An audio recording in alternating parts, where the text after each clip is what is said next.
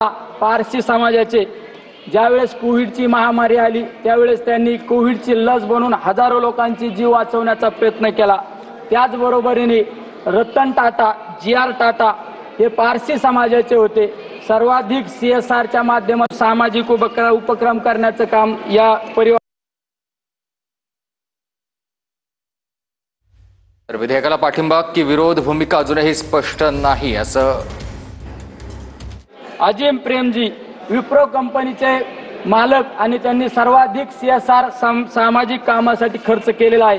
त्याचबरोबरीने mother Teresa Christian समाजाच्या कुष्ठरोग्यांसाठी आपलं जीवनाचं शेवटच्या क्षणापर्यंत कुष्ठरोग्यांची सेवा करण्याचं काम आमच्या मदर टेरेसांनी केलं। त्या एका ख्रिश्चन समाजाच्या शहीद भगतसिंग शीख समाजाचे देशासाठी हसत हसत बलिदान देणारे आमचे भगतसिंग आचार्य आनंद ऋषीजी महाराज यांच्या नावाने आमच्या जैन समाजाने आनंद ऋषीजी हॉस्पिटलच्या माध्यमातून अनेकांना जीवनदान देण्याचं काम त्या ठिकाणी केलं जात असतं।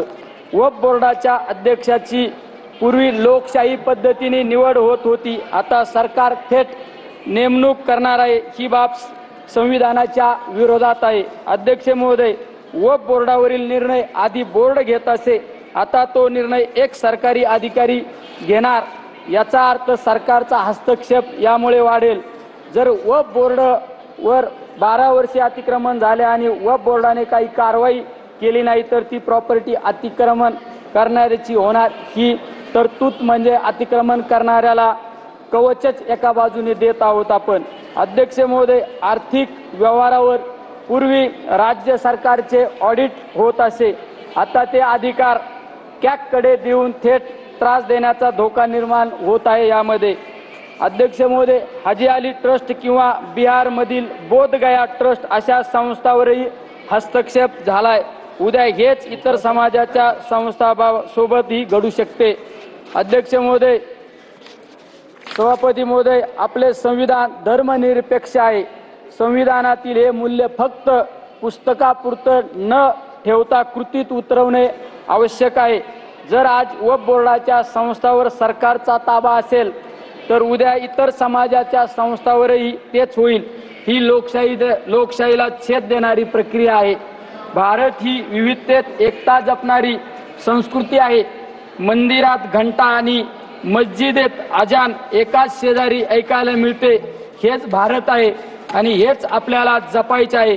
आज जर आपण गप्प बसलो तर उद्या एक एक संस्था, एक एक आवाज, एक एक विचार संस्थात्मक मार्गाने संपवले जातील। अध्यक्ष महोदय, एका कवीच्या ओळी मी आपणासमोर मांडतो। स्वतःसाठी नको सर्वांसाठी लढा, हा विचार आहे शिवरायांचा धडा। स्वतःसाठी नको सर्वांसाठी लढा, हा विचार आहे शिवरायांचा धडा। घेऊ नको सत्ता फक्त नावाला, सत्ता असावी सेवा जनतेच्या भावाला। घेऊ नको सत्ता फक्त नावाला, सत्ता असावी सेवा जनतेच्या भावाला। सभापती महोदय, मी सत्तेला नव्हे समाजाला उत्तरदायी आहे आणि जो समाजाच्या भावना समजून घेत नाही त्याला इतिहास कधीच माफ करत नाही। आज महात्मा गांधींचे भजन मला या ठिकाणी आठवत आहे। रघुपती राघव राजा राम, पतित पावन सीताराम। रघुपती राघव राजा राम, पतित पावन सीताराम। ईश्वर अल्लाह तेरो नाम, सबको सम्मती दे भगवान। म्हणून माझी सरकारकडे विनंती आहे की या विधेयकाला निर्णय घेताना फक्त कायदे, फायदे किंवा मालमत्ता न पाहता जनतेच्या भावना, संविधानाचे मूल्य आणि छत्रपती शिवरायांचे सर्वसमावेशक विचार ध्यानात ठेवा। जय शिवराय।